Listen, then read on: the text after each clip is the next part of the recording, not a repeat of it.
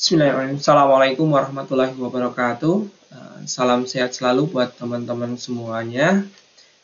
Pada kesempatan kali ini kita akan melanjutkan pembahasan kita khususnya kimia organik ya. Nah, pada kesempatan ini saya akan melanjutkan pokok bahasan kita tentang tinjauan reaksi kimia organik gitu ya, reaksi organik. Masih menggunakan buku yang sama gitu ya, buku kimia organik karangannya McMurray. Mengapa kita harus mempelajari bab ini gitu ya? Nah, untuk memahami kimia organik dan atau biokimia gitu ya, itu kita perlu mengetahui yang pertama itu apa yang terjadi, kemudian yang kedua itu mengapa dan bagaimana reaksi kimia itu berlangsung. Nah, di sini kita akan melihat bagaimana reaksi kimia itu dideskripsikan atau dijabarkan.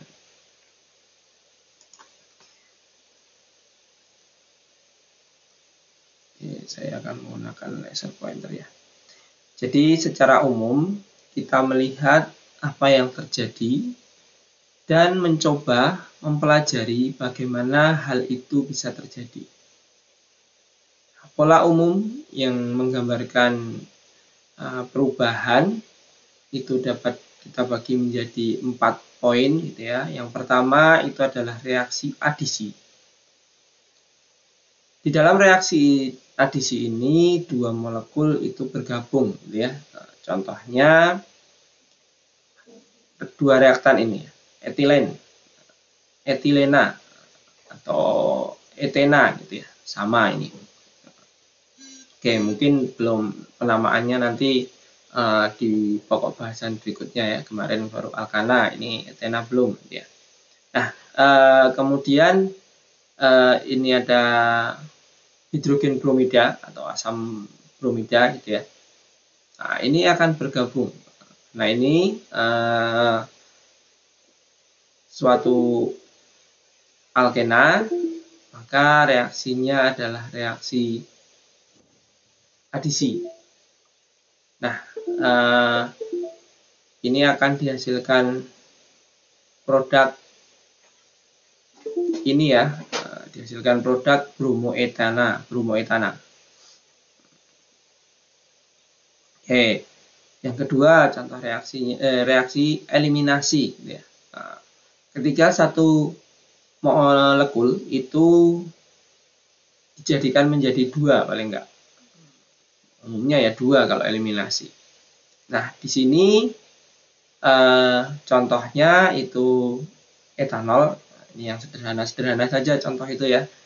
Kalau soal ya nanti reaksinya ya enggak etana atau etanol atau etena gitu ya. Ini golongan alkohol. Kemudian kalau di situ ada suatu katalis asam, maka dia akan dapat membentuk etilena. Etilen bukan etilena. Iya, etilena. Atau etena dan molekul air. Kemudian yang selanjutnya itu yang ketiga itu adalah substitusi, di mana bagian dari dua molekul itu dipertukarkan gitu ya. Contohnya ini yang lebih sederhana lagi, metana gitu ya. Kemudian ada gas klorin. Dengan adanya cahaya, ini akan menghasilkan klorometana dan asam klorida gitu ya. Jadi ini bagian salah satu hanya ini dipertukarkan dengan Cl yang di sini. Nah, ini pertukaran. Jadi kalau substitusi itu pertukaran. Tadi ada adisi, itu berarti menjadikan dua senyawa menjadi satu, kemudian eliminasi itu satu senyawa menjadi dua. Kalau substitusi itu ada penggantian. Penggantian ini sebagian ya. Ini namanya hanya diganti sebagian, diganti total itu ya substitusi juga sih ya. Tetapi kalau untuk reaksi ya sebagian biasanya. Oke, kemudian reaksi penataan ulang. Suatu molekul itu dapat mengalami perubahan di dalam susunan atomnya gitu ya. Nah, contohnya reaksi ini ya. 1-butena. Ini 1-butena, ini ikatan rangkapnya di nomor 1. Kemudian dengan adanya katalis asam, ini dan sebenarnya ada kecenderungan juga ini ya, karena ada kecenderungan untuk lebih stabil yang lebih stabil alkena alkena tersubstitusi gitu ya. Alkena tersubstitusi itu lebih stabil, maka ini akan membentuk 2-butena atau memberikan produk isomernya gitu ya, karena ini susunannya jadi berbeda ini ya. Oke, 2-butena. Ini bisa cis bisa trans, nanti lebih lanjut itu kalau dibahas di pokok bahasan alkena gitu ya. Nah, oke, kita lanjutkan. Bagaimana reaksi kimia organik itu terjadi atau mekanismenya, kita lihat ya. Jadi kalau kita melihat kita punya suatu jam tangan gitu ya, jam tangan yang bergerak. Nah, itu kita lihat. Nah, yang bergerak itu jarumnya, tetapi mekanisme mekanisme perubahannya itu terjadi di sebaliknya gitu ya, di bagian dalamnya gitu ya. Itu bagaimana mekanismenya dia sehingga terjadi pergerakan jarum jam itu. Nah, di dalam reaksi kimia organik kita melihat transformasi atau perubahan yang terjadi gitu ya. Nah, mekanisme tersebut itu menjelaskan langkah-langkah di balik perubahan yang dapat kita amati gitu ya. Jadi yang kita amati perubahannya, tetapi mekanisme itu adalah langkah-langkahnya gitu ya. Nah, reaksi itu terjadi dalam langkah-langkah yang ditentukan yang mengarah dari reaktan menuju produk. Itu yang disebut sebagai mekanisme gitu ya. Mekanisme reaksi organik atau mekanisme reaksi kimia organik. Oke.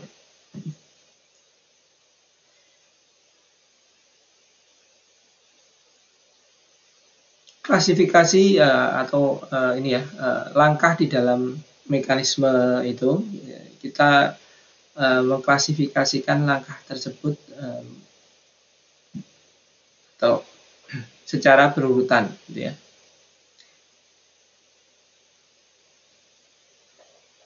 Suatu langkah itu melibatkan baik pembentukan ataupun pemutusan ikatan kovalen. Kemudian langkah-langkah dapat terjadi secara individu ataupun secara kelompok gitu ya, atau kombinasi dengan langkah-langkah yang lain. Ketika beberapa langkah itu terjadi pada saat yang sama, maka dikatakan sebagai concerted gitu ya. Terjadi secara bersamaan. Nanti ada langkah-langkah itu berurutan, ada langkah-langkah itu yang terjadi secara concerted atau bersamaan gitu ya. Oke.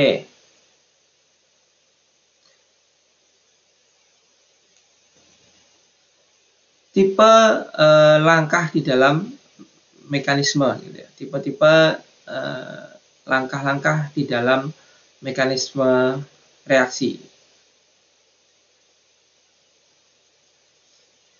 Pembentukan ataupun pemutusan ikatan itu dapat terjadi baik secara simetris atau asimetris gitu ya. Kalau terjadinya secara simetris itu sering disebut sebagai homolitik gitu ya. Pemisahan homolitik, kalau pembentukan ikatan secara homolitik. Itu istilah gitu ya. Nah, contohnya ini senyawa AB. Ini akan terurai menjadi A dan B. Nah, ini terjadi pemutusan secara simetris. Pemutusan ikatan secara simetris. Maka di sini ini akan membentuk apa namanya? Wah, ini sebentar. Ini sedikit salah ya. Ini bukan pisahnya asimetris. Nanti asimetrisnya yang ini. Oke, ini harusnya di atasnya ya. Oke. Nah, saya sedikit rubahnya gitu ya. Bisa saya merubahnya? Oke, saya bisa merubahnya.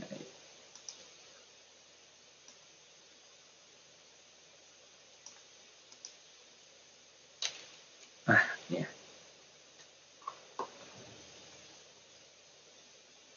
Oke.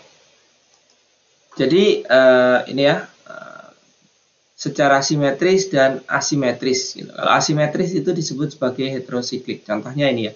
Ini yang pertama ini pemutusan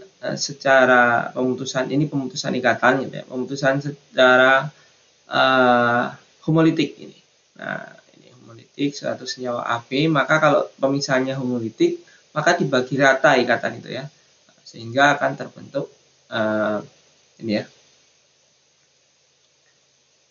Satu ikatan elektron itu atau masing-masing elektron itu pada masing-masing produk gitu ya. Masing-masing ini bisa grup, ini bisa atom gitu ya, nanti tergantung. Ini kalau senyawanya panjang ini punya grup gitu ya. Nah, ini produknya masing-masing bawa satu elektron. Makanya karena ini ikatannya yang satu ikatan itu kan 2 elektron. Nah, itu dibagi secara rata, bawa satu-satu. Maka terbentuknya adalah radikal gitu ya. Produknya adalah radikal kalau simetris. Kalau pemutusan itu asimetris, ya berarti ya pemutusan ikatan itu 2 elektron ya dibaginya nggak adil gitu. Satu membawa 2 elektron, satunya nggak bawa apa-apa. Nah, sehingga pemutusan secara asimetris gitu ya, itu atau dikatakan nanti ini secara polar gitu ya, itu akan menghasilkan dua produk di mana salah satu itu membawa sepasang elektron, salah satu membawa sepasang elektron, yang satu nggak membawa apa-apa. Produknya ya kation dan anion. Ya, itu yang dikatakan pemisahan secara asimetris atau heterolitik. Ya. Heterolitik. Penggabungan atau pembentukan ikatan juga seperti itu. Kalau itu dari dua radikal, gitu ya, masing-masing membawa elektron. Kalau ini biasanya dari atom-atom kalau membawa elektron, penggunaan bersama elektron. Nah, secara radikal pembentukannya misalnya itu akan menghasilkan suatu ikatan gitu ya, pembentukannya secara simetris ya. Ini pembentukan ikatan secara simetris, jadi radikal. Nah, kalau yang asimetris ya sama, kalau dari kation dan anion bergabung sehingga pasangan elektron itu berasal dari salah satu reaktan saja ya, mendonasikan pasangan elektronnya. Nah, itu disebut sebagai asimetris ya. Yang ini polar, yang ini radikal gitu ya. Oke, kita lanjut ya.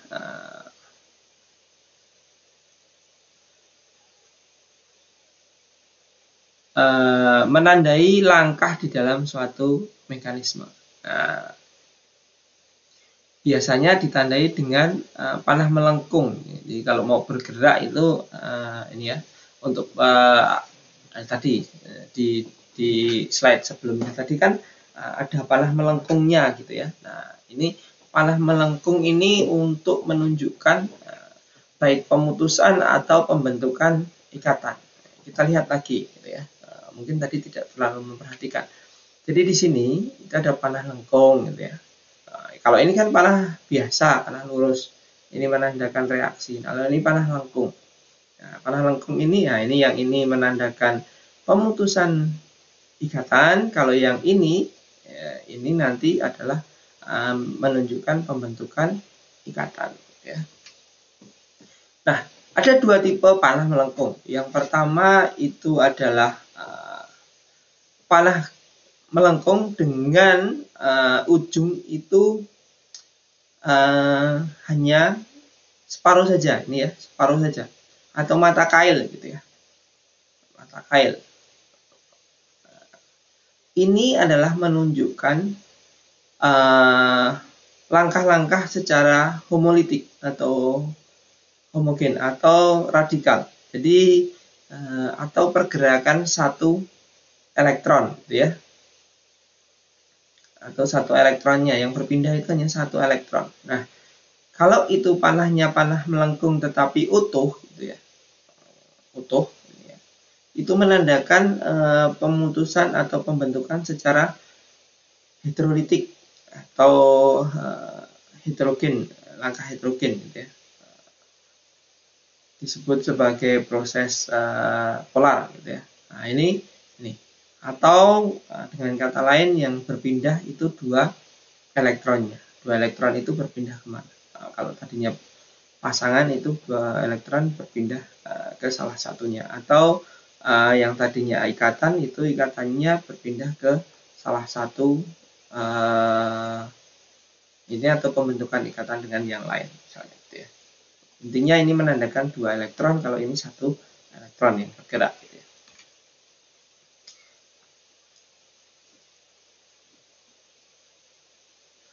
Oke, reaksi radikal ini tidak seperti reaksi pada umumnya, reaksi polar pada umumnya. Ya. Radikal bereaksi untuk melengkapi oktet dari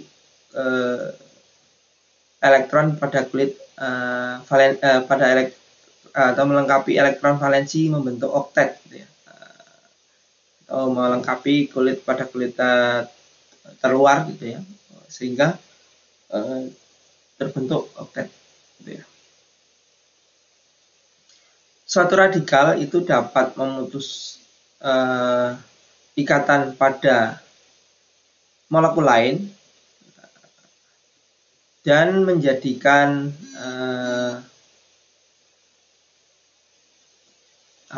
pasangannya itu pasangan dari tadi pasangan dari suatu molekul tersebut menjadikan atau menjadi substituennya, gitu ya, dari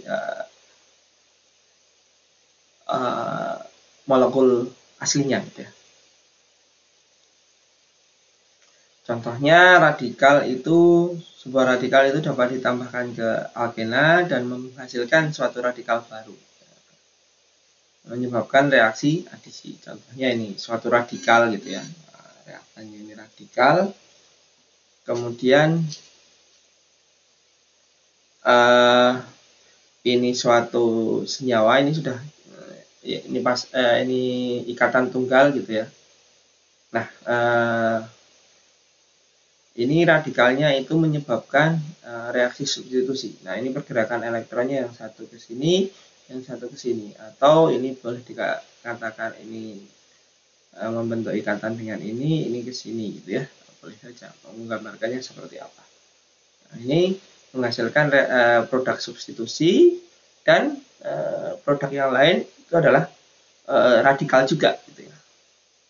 Nah, ini biasanya untuk reaksi berantai, gitu ya. Nah, langkah-langkah di dalam reaksi substitusi radikal ini ada tiga langkah utama, gitu ya. Yang pertama itu inisiasi, kemudian nanti ada propagasi, dan ada terminasi. Gitu ya. Inisiasi itu adalah pembentukan secara homolitik dari dua spesies yang reaktif. dengan elektron yang tidak berpasangan. Contohnya ini ya, inisiasi. Inisiasi itu adalah pembentukan atom Cl dari gas klorin dengan adanya cahaya. Jadi kalau saya tuliskan ya tadi yang pertama dicontohkan tadi. Jadi Cl gitu ya, Cl ini Cl juga gitu. Pasangan elektron bebasnya tidak saya gambarkan gitu ya. Nah ini gini ya, ini yang satu ke sana. Jadi nanti hasilnya adalah Cl radikal, 2 Cl radikal gitu ya, boleh dituliskan 2 Cl radikal atau gini, biar jelas seperti ini.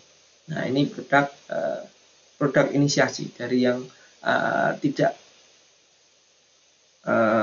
bukan suatu radikal. Jadi inisiasinya adalah pembentukan radikalnya, itu inisiasi.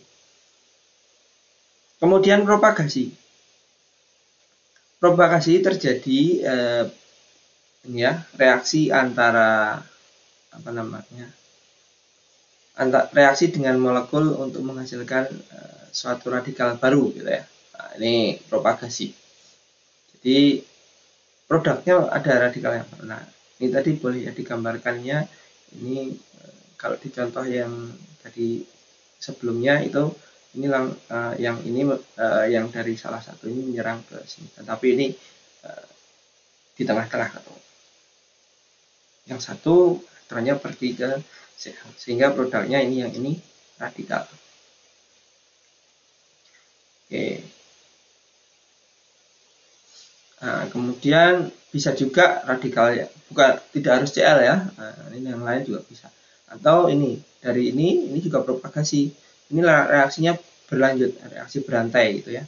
Nah, biasanya propagasi, kalau ini propagasi juga dari yang radikal yang terbentuk ini bereaksi lagi dengan Cl yang baru lagi gitu ya. Nah, ini menghasilkan radikal Cl lagi dan seterusnya. Yaitu kalau ini produknya itu radikal dari radikal dengan suatu molekul, itu namanya reaksi propagasi. Kemudian yang terakhir adalah terminasi. Nah, kalau terminasi itu adalah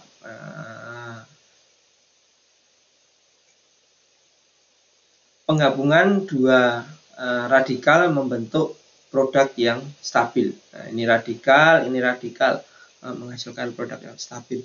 Bisa saja ini Cl gitu ya, tidak harus tidak harus CH3 dengan CH3, CH3 dengan Cl ya, tapi radikal.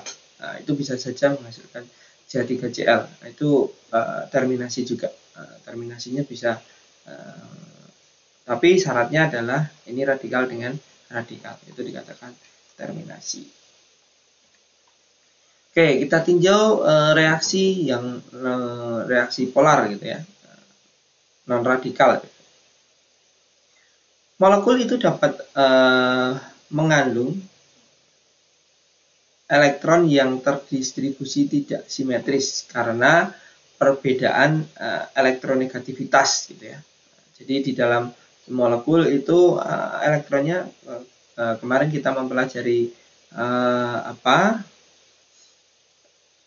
ikatan kovalen, kan kovalen polar gitu ya. Nah, itu elektronnya itu tidak terdistribusi secara adil gitu ya. Dia cenderung ke salah satu atom. Nah, karena adanya itu maka ini ya elektronnya itu tidak terdistribusi secara atau terdistribusi secara asimetris gitu ya, tidak simetris. Hal ini menyebabkan muatan parsial negatif pada atom dan memberikan kompensasi muatan parsial positif pada atom yang di dekatnya gitu ya, atau atom pasangannya gitu ya. Atom yang lebih elektronegatif itu memiliki kerapatan elektron yang lebih besar, gitu ya. Memiliki kerapatan unsur-unsur seperti O, F, N, Cl itu memiliki elektronegativitas yang lebih tinggi dibandingkan dengan atom karbon. Sehingga kalau kita lihat ini ya, pada suatu alkohol ini kecenderungannya C-nya itu parsial positif, O-nya itu adalah parsial negatif atau polaritasnya. Nah, ini makanya di alkohol itu gugusnya ya polar gitu ya. Ini ada gugusnya itu polar, tergantung nanti alkoholnya itu rantai pendek atau rantai panjang. Kalau rantai pendek ya polar, kalau rantai panjang nanti jadinya ya non polar gitu ya. Nah, ini parsial negatifnya ada di O, karbonnya. Untuk alkena gitu ya. Alkena itu ini tidak ada muatan parsial positif negatif, simetris ya, sehingga non polar gitu ya. Alkana juga. Alkana C dengan C kan polarannya sama sehingga non polar. Kemudian alkil halida. Alkil halida. Jadi nanti kita di pokok bahasan selanjutnya belajar alkil halida. Itu juga ini C-nya cenderung elektropositif, ini elektronegatif gitu ya. Ada polarnya. Kemudian amina, jelas. C-nya itu lebih elektropositif, N-nya lebih elektronegatif. Bagaimana dengan gugus-gugus yang lain? Nah, gugus yang lain ini karbonil. Jelas oksigennya yang di sini itu elektronegatif. Oksigen kayak elektron. Kemudian ini elektropositif C-nya, karbon. Nah, makanya untuk gugus karbonil itu yang biasanya kalau ini bisa menyerang, ini biasanya diserang. Yang elektropositif itu nanti diserang. Nanti penjelasannya ada di ini. Makanya bab ini sangat perlu dipelajari, sangat penting. Perlu saya buatkan video. Jadi nanti kalau teman-teman perlu ada yang lupa dulu seperti apa, itu bisa ditengok lagi videonya. Silahkan aja dicari di channelnya ini gitu ya. Oke, kemudian asam karboksilat. Nah, asam karboksilat ini juga C-nya itu elektropositif, kemudian O-nya itu dua-duanya elektronegatif. Gitu ya. Ini klorida asam gitu. Klorida asam ini juga ini lebih reaktif dibanding asam karboksilat gitu ya, karena elektronegatifnya di ujung gitu ya. Ini elektropositifnya di sini. Aldehid itu termasuk karbonil tadi ya. Cuman kalau karbonil ini kan lebih umum gitu ya. Ini semua karbonil gitu. Tapi ini spesifik ini kemudian ini di bawahnya karbonil ini juga ya. Aldehid itu ini H sehingga O-nya yang ini parsial negatif atau elektronegatif, ini elektropositif gitu ya. Ester ini seperti ini, keton mirip dengan aldehid gitu ya, sama. Oke, ini tadi harusnya setelah amin ke bawah dulu baru ke kanan gitu ya. Karena yang kanannya ini adalah gugus karbonil. Ini lanjutannya di bawahnya sebenarnya. Oke, untuk ether ini oksigen yang di tengah itu ini ya, yang di kanan kirinya karbonnya itu yang positif. Tiol itu S-nya yang negatif, nitril itu N-nya yang negatif. Kemudian reagen Grignard ini juga ini elektronegativitasnya berbeda jauh gitu ya, cenderung ke arah apa namanya ini alkylitium juga ini cenderung ke arah ikatan ionik, tetapi ini masih polar gitu ya, masih kovalen polar gitu. Tapi sudah terdistribusinya sangat jauh gitu ya. Dia mudah sekali bereaksi ini nanti ya. Semakin polar itu semakin mudah bereaksi gitu ya. Makanya alkana itu relatif susah bereaksi. Alkana dibanding gugus-gugus yang lain. Oke. Polarisasi adalah perubahan distribusi elektron sebagai respon pada perubahan sifat elektronik lingkungannya ya.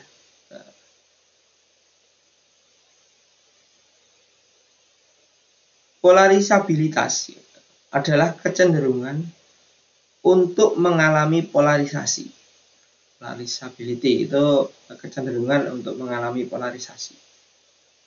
Nah, reaksi polar itu dapat terjadi antara bagian atau daerah dengan kerapatan elektron tinggi dan daerah dengan atau bagian yang kerapatan elektronnya rendah. Ini reaksi polar tadi. Jadi itu ya, proses terjadinya adalah dengan kerapatan tinggi dan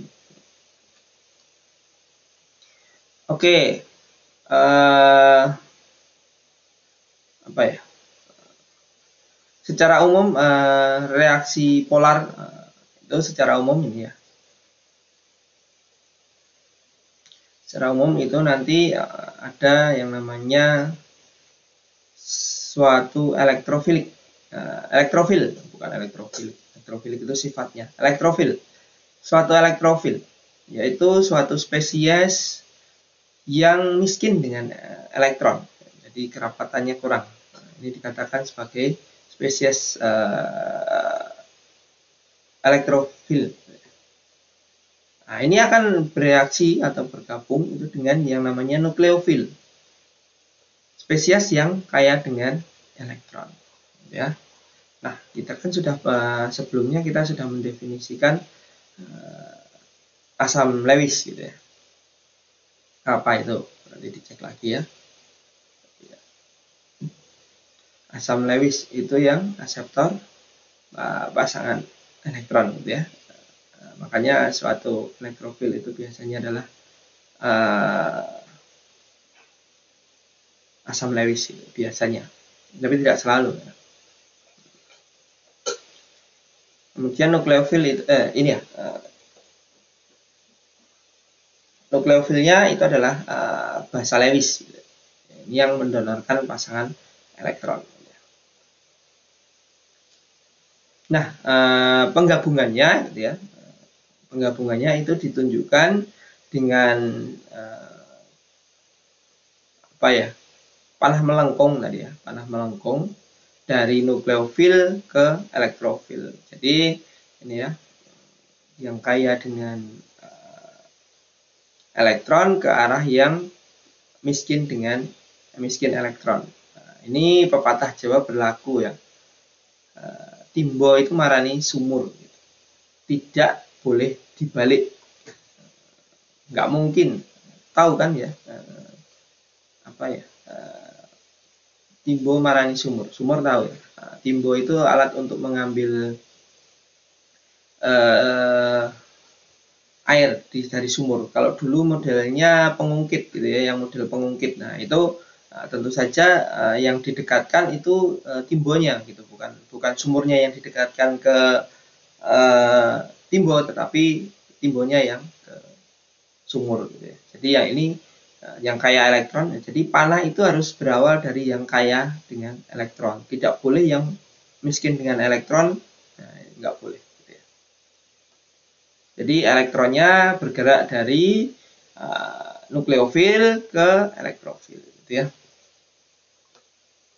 Oke, ini kemudian membentuk ikatan kovalen gitu ya di sini, ikatan kovalen. Jadi ini satu langkah gitu ya mekanismenya. Oke, ini contoh-contoh nukleofil yang kaya elektron. Semakin merah itu semakin kaya dengan elektron gitu ya. Contohnya ini amonia, ini bagian sini ya, bagian sini kaya elektron. Nah, ini bagian ini yang kaya elektron. Bagian H itu enggak kaya dengan elektron. H2O, nah ini lebih kaya sedikit gitu ya, elektron. Kemudian OH-, nah, OH- ini bagian bagian ininya merah semua gitu ya, ini kaya dengan elektron. Cl- itu lebih kaya lagi, semuanya ketutup dengan elektron gitu ya. Ini ada bagian, sebenarnya ada bagian positifnya sedikit sekali gitu ya. Oke, ini yang nukleofil, contoh-contoh nukleofil. Cirinya biasanya bermuatan negatif atau punya pasangan elektron bebas. Oke, kemudian elektrofil. Nah, ini H3O+ atau H+ gitu ya. Ini warnanya biru. Nah, warnanya biru itu miskin dengan elektron. Nah, ini bagian birunya ini miskin dengan elektron. Meskipun ini ada yang elektronegatif, tetapi ini masih hijau, belum merah. Gitu. Ini kuning. Nah, sedangkan ini masih biru. Nah, kemudian nanti ini yang karbonil. Nah, ini kayak di sini ada kaya dengan elektron, tapi yang di sini biru. Nah, ini yang miskin dengan elektron. Nanti kalau diserang, kalau ada reaksi, ya ini masuknya ke karbonil gitu ya, atau dari oksigennya ini ke mana gitu. Saya ini ke sini mengambil H+-nya bisa gitu ya, karena ini atau ke yang elektropositif ini. Oke. Contoh reaksi polar gitu ya. Adisi asam bromida pada etena, etilena. Oke, asam bromida mengadisi pada bagian ikatan pi dari ikatan rangkap karbon-karbon, gitu ya.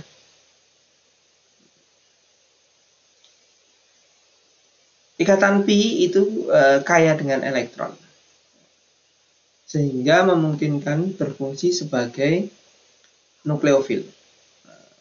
Jadi ikatan pi itu kaya dengan elektron ini ya, ikatan pi ini kuning kan, ini lebih kaya dengan elektron dibanding ini. Nah, ini memungkinkan untuk berikatan dengan elektrofil.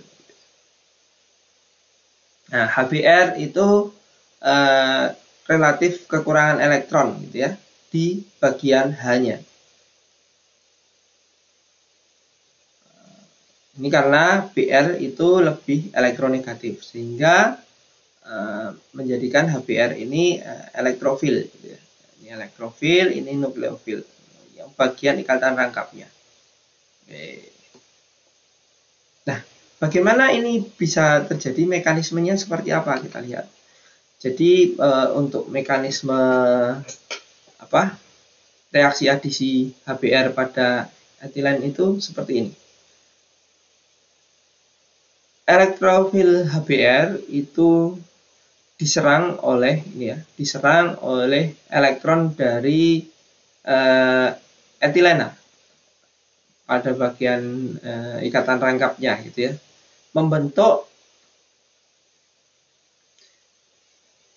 intermediate karbokation gitu ya. Karbokation itu apa? Karbokation itu kalau belum tahu ya, karbokation itu adalah karbon yang bermuatan C yang bermuatan positif dan ion bromida. Jadi ini ya, ini ikatan pi, ikatan rangkap ini lebih kayak elektron. Jadi ini pasangan elektron di ikatan pi ini menyerang H gitu ya, pada HBr. Nah, kemudian elektron ini kan sebenarnya HBr ini kan polar gitu kan ya. Ini polar. Kerapatan elektron udah ada pada Br, sehingga ini lebih H itu lebih elektropositif, makanya ini diserang gitu ya. Nah, ini diserang, elektron yang digunakan ikatan tadi ya ikut ke Br, sehingga nanti itu terbentuk karbokation. Nah, ini karbokation ini sebelum berikatan lagi ini karbokation, karena ini ada C bermuatan ini, setelah ini satunya mengikat H gitu kan, ini salah satu, boleh yang kiri boleh yang kanan gitu ya, sama karena ini termasuknya simetris gitu, sama aja. Nah, ini yang kanan ini sudah mengikat H, maka yang satu ini kekurangan elektron gitu ya, nanti bisa dihitung ini karbokation. Nah, karbokation ini karena ini ada satu elektron orbital pi yang masih kosong, ini orbital hibridnya untuk karbokation ini adalah sp2 gitu ya. Sehingga ini planar gitu ya, bentuknya sp2 kan planar gitu. Kalau ini sudah menjadi sp3 setelah terisi gitu ya. Ini terisi, ini sp3 ini sudah terisi. Ini orbitalnya yang sp2.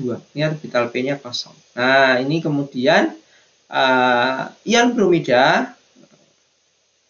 Ini yang tentu saja ion bromida kan bermuatan negatif ya, karena ini pasangan elektronnya di sini. Ini akan menyerang pada pusat karbokation. Nah, ini menyerang ini. Dia punya elektron, pasangan elektron, dia punya orbital kosong. Elektrofil.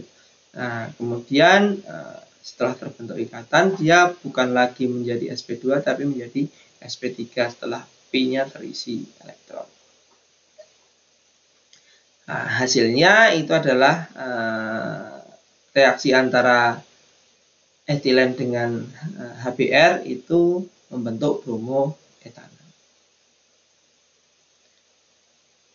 Semua reaksi polar terjadi dengan kombinasi antara bagian yang kaya dengan elektron dari suatu nukleofil dengan bagian yang kekurangan elektron dari suatu elektrofil. Ya.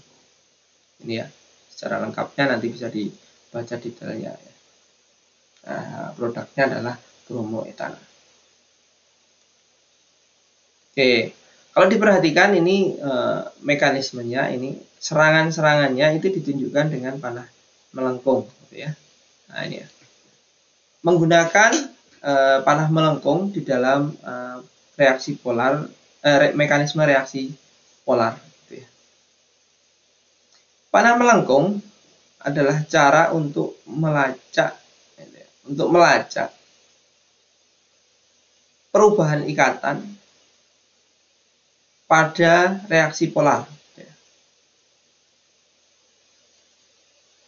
atau panah ini melacak pergerakan elektron, gerakan elektron. Nah, kalau di dalam reaksi polar ini elektron itu berpindahnya selalu dalam bentuk pasangannya, makanya panahnya adalah panah utuh, gitu ya.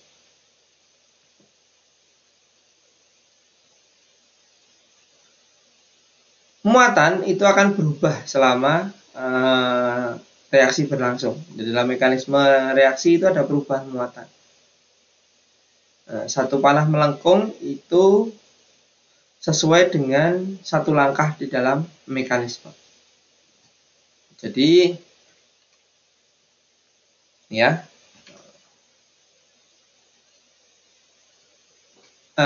ini aturan di panah melengkung. Jadi ini pasangan elektron bebas itu akan menyerang elektrofil. Nah, tentu saja ini nukleofil dari O, N, gitu ya. Ini akan menyerang elektron. Atau dari karbanion. Nah, apalagi karbanion. Kalau karbokation tadi C yang bermuatan positif, yang defisit elektron. Kalau ini C yang kelebihan elektron, gitu ya. Nah, sehingga negatif. Ini yang mengikat tiga, nah, dia punya pasangan elektron bebas. C yang punya pasangan elektron bebas itu adalah karbanion. Gitu ya. Nah, ini panah bergerak dari bagian yang dari nukleofil ke elektrofil, gitu ya. Perhatikan bahwa nukleofil, gitu ya, nukleofil itu dapat bermuatan netral ataupun negatif. Ya, perhatikan ini ya. Nukleofil itu dapat bermuatan netral atau negatif. Mungkin nggak positif, nggak ya. Nukleofil itu nggak mungkin positif. Bisanya netral atau negatif. Nah,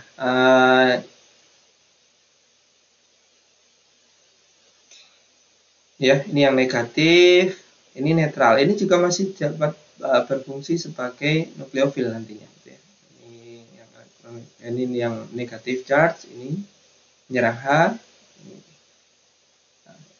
Ini tadi kan satu langkah, tetapi ini secara simultan, makanya ini satu langkah. Oke, lanjut ya aturannya. Bagian elektrofil itu juga dapat berupa bermuatan positif atau netral gitu ya, netral atau positif. Ini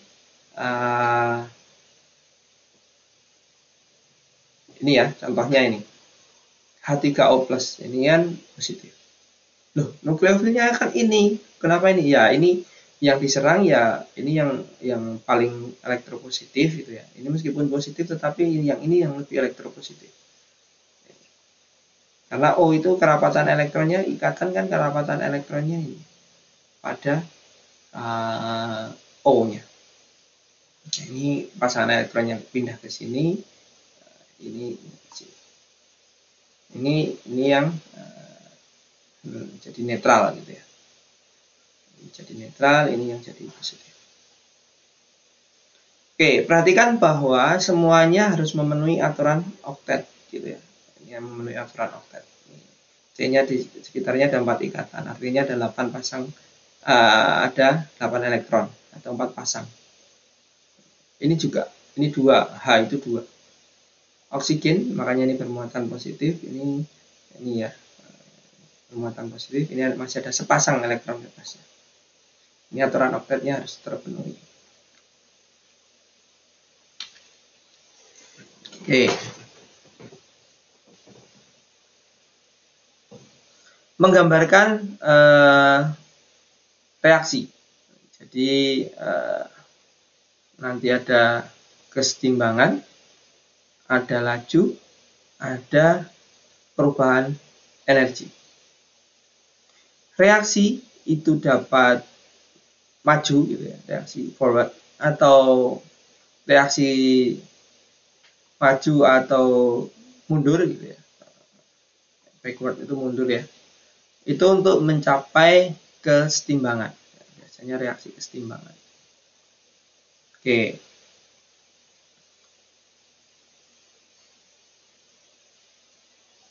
Perkalian konsentrasi dari produk dibagi dengan konsentrasi reaktan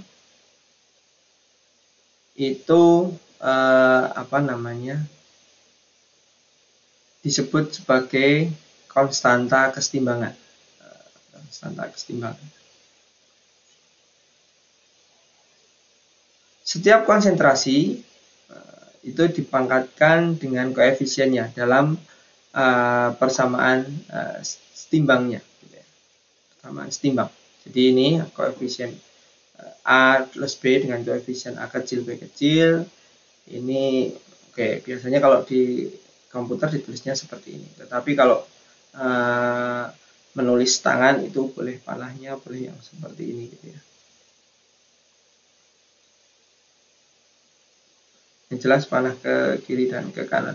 Ya, itu kesetimbangan. Kalau ini satu arah gitu ya. Ini kesetimbangan. Nah, konstanta reaksinya ini konstanta kesetimbangannya adalah ini.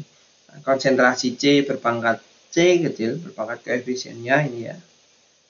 D-nya berpangkat koefisiennya di sini. Dibagi konsentrasi reaktan berpangkat ini ya. Perkalian dari B-nya ini. Oke. Berapa besaran konstanta kesetimbangan? Besaran konstanta kesetimbangan ini kita lihat jika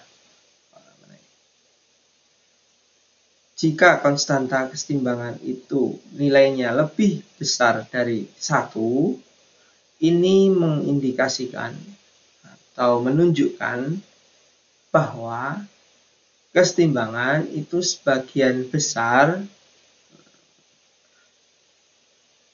itu berada pada produknya gitu ya. Jadi lebih banyak produknya dibandingkan reaktannya.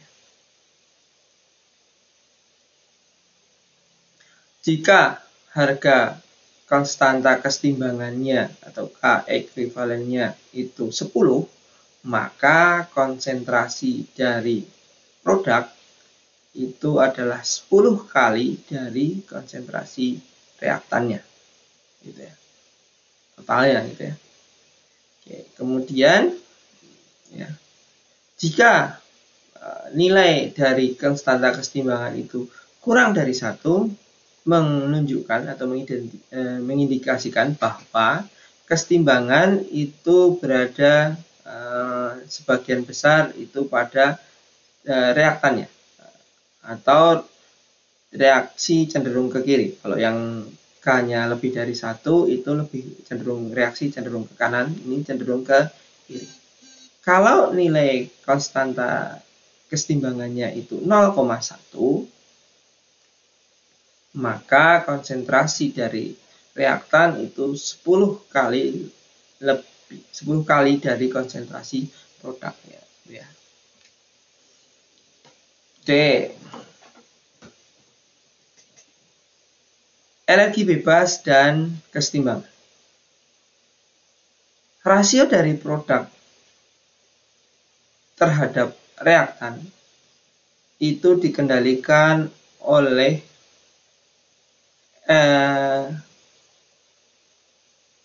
energi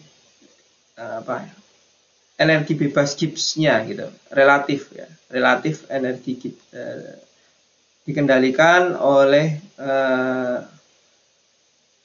energi Gibbs, energi bebasnya gitu ya, tapi itu relatif. Jadi ini ya, energi ini dilepaskan pada sisi yang disukai dari reaksi kesetimbangan. Maksudnya gimana? Jadi perubahan energi Gibbs ini ya, perubahan energi Gibbs antara produk dan reaktan itu ditulis sebagai delta G. Nah, jika konstanta kesetimbangan itu lebih besar dari 1, maka energi itu dibebaskan ke lingkungan atau exergonic reaksi exergonic gitu ya, atau exotherm gitu ya. Exergonic reaction ini karena ini bukan entalpi tetapi ini energi bebasnya gitu ya. Jika konstanta kesetimbangan itu kurang dari 1, maka energinya itu diserap dari lingkungan. Endergonic reaction, reaksi endotherm gitu ya.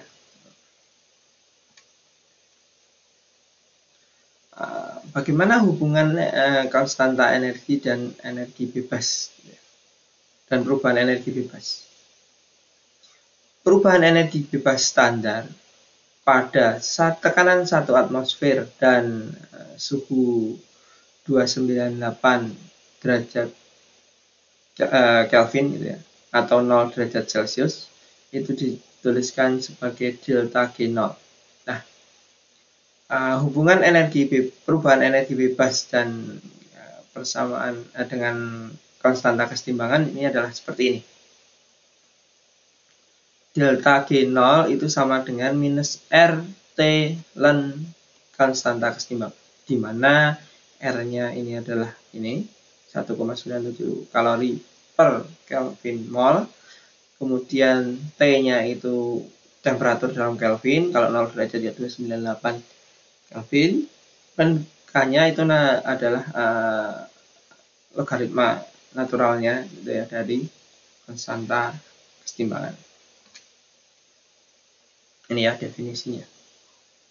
Nah, atau delta G0 itu sama dengan delta H0 minus T delta S, di mana delta G0 itu adalah perubahan energi bebasnya. Ini makanya istilahnya exergonic gitu ya, karena ini yang negatif itu adalah energi bebasnya. Sedangkan kalau endotermis dan exothermis itu dilihat dari perubahan entalpinya gitu ya. Beda, sedikit beda istilah gitu ya. Endergonic dan exergonic. Tentu saja exergonic itu kalau delta G-nya itu minus dan dilepaskan dari sistem ke lingkungan gitu ya. Kemudian ini perubahan entropi itu delta S0 gitu ya.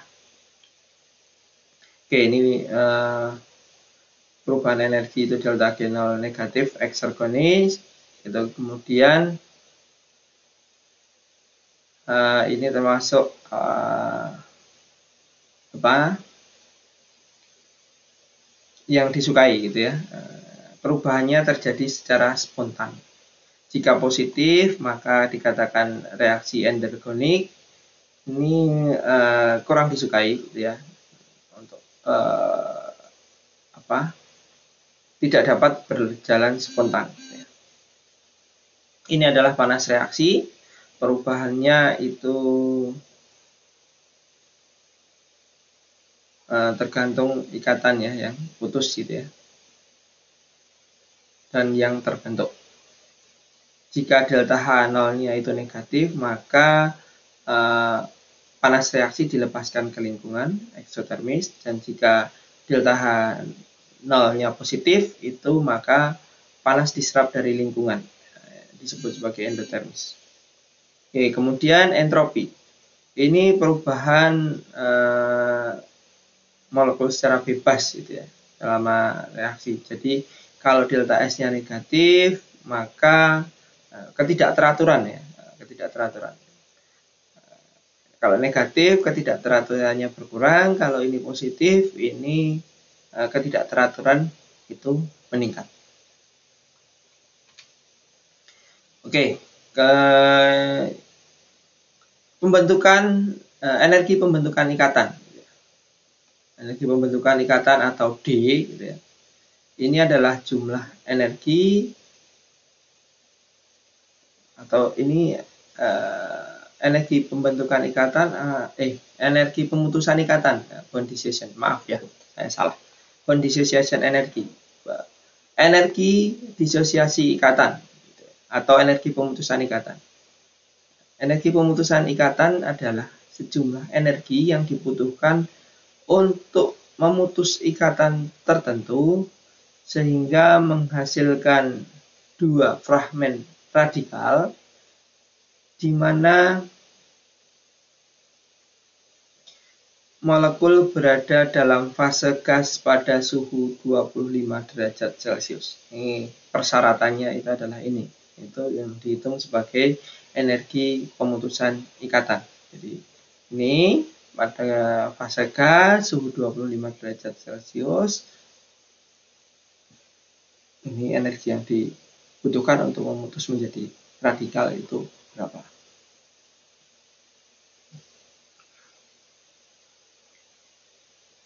Energi sebagian besar ditentukan oleh jenis ikatan,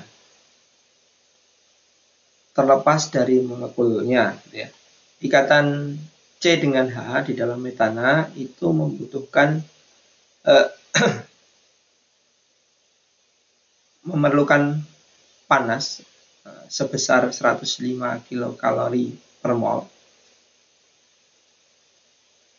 untuk memutuskan ikatan pada suhu 25 derajat Celcius. Dan ini tabelnya tapi nggak ada di sini ya. Tabelnya di dalam bukunya. Di dalam buku McMurray-nya tabel 53 itu daftar energi untuk berbagai jenis ikatan.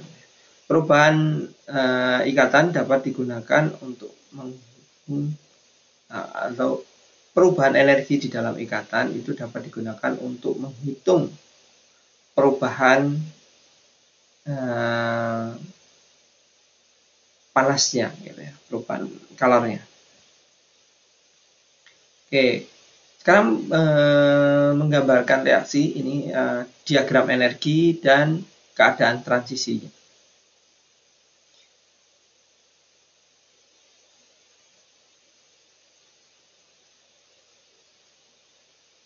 Titik pada tingkat energi tertinggi di dalam suatu reaksi itu disebut sebagai keadaan transisi. Jadi ini ya, ini kalau dia digambarkan diagramnya, energi yang dibutuhkan untuk suatu reaktan untuk mencapai keadaan transisinya disebut sebagai energi aktivasi, delta G plus gitu ya. Delta G plus itu ini ya, energi aktivasi. contohnya reaktan ini ya, keadaan awalnya ini etena, kemudian HBr. Ini tingkat energinya masih di bawah. Nah, kemudian untuk mencapai keadaan transisinya itu karbokation ini ya, pembentukan karbon. Jadi energi karbokation itu lebih tinggi dibanding reaktannya.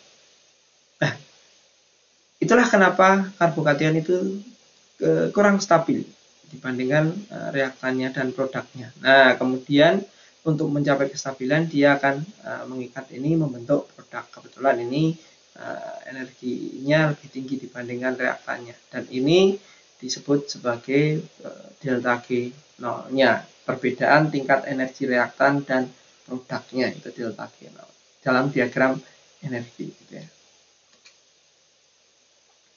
Oke, kita lihat langkah di dalam proses adisi tadi ya. Nah, di dalam kalau digambarkan diagram energinya seperti ini energi aktivasinya adalah karbokation.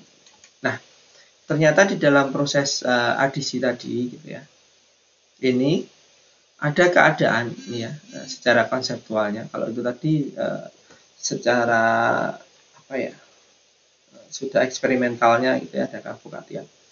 Nah, ini di dalam reaksi HBr ini secara penambahan atau adisi HBr ini secara konseptual itu ada langkah pertama dalam pembentukan ini ya.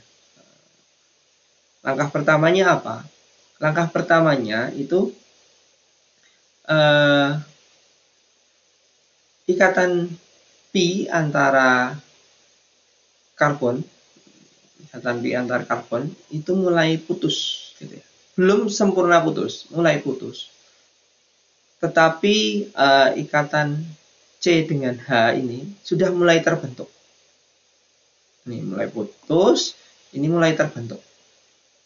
H dengan Br ini juga mulai putus, mulai renggang gitu ya. Ini mulai putus, renggang, ini sudah mulai berdekat, ini mulai terbentuk ikatannya, ini mulai renggang. Nah, ini secara konseptual gitu ya. Karena kita tidak bisa mengukur energinya ini. Nah, sehingga ini digambarkan dalam diagram energi itu seperti ini. Nah, ini. Jadi ketika ini mulai terbentuk, ini mulai putus gitu ya. Ini ternyata ini. Jika suatu reaksi terjadi lebih dari satu tahap gitu ya, dan melibatkan reaksi tersebut melibatkan spesies yang bukan reaktan maupun produk akhir. Ini juga disebut sebagai zat antara gitu ya, intermediate zat antara. Setiap langkah memiliki energi bebasnya tersendiri gitu ya. Jadi untuk ini ya, diagram lengkap untuk reaksi yang ini menunjukkan perubahan energi bebas itu ini. Ini delta G1 double star gitu ya. Ini delta G2-nya itu ini karbokation, intermediate-nya ini di sini. Karena intermediate itu relatif stabil. Kemudian ini mulai pendekatan, ini naik lagi energi. Nah, tapi ini kecil sehingga ini kecenderungan untuk menghasilkan produk gitu ya. Oke. Perbandingan antara reaksi biologis gitu ya dan reaksi di laboratorium. Maksudnya reaksi di biologis ini bisa reaksi terjadi di dalam tubuh atau di dalam tanaman gitu ya. Ini tubuh manusia maupun tubuh hewan itu ya. Reaksi di dalam laboratorium biasanya dilakukan di dalam pelarut organik. Sedangkan reaksi di dalam reaksi biologis gitu ya, umumnya terjadi di dalam media pelarut air gitu ya, aqueous gitu ya, di dalam sel gitu ya. Dalam sel itu kan air gitu ya, komposisi utamanya kan air. Nah, reaksinya ini mereka dipromosikan oleh suatu katalis yang dapat menurunkan energi aktivasi. Jadi setelah adanya katalis ini, energi aktivasinya tidak setinggi energi aktivasi yang tanpa adanya katalis. Jadi katalis itu fungsinya menurunkan energi aktivasi. Nah, katalis ini biasanya adalah berupa protein yang kompleks yang disebut sebagai enzim. Nah, enzim ini dengan adanya enzim ini maka mekanismenya akan berubah. Mekanismenya itu akan berubah, tidak seperti halnya yang tanpa katalis. Nah, ini kemudian kalau digambarkan di diagram energinya, tentunya lebih energi aktivasinya itu lebih kecil, gitu ya. Sehingga ini memungkinkan terjadi dengan mudah di dalam tubuh. Gitu ya. Nah, ini contohnya reaksi perubahan glukosa di dalam ini menjadi glukosa 6-fosfat, perubahan ATP menjadi ADP dengan enzim heksokinase, gitu ya. Nah, ini enzim itu molekulnya sangat besar, gitu ya, protein, ya. Ada bagian sisi aktifnya.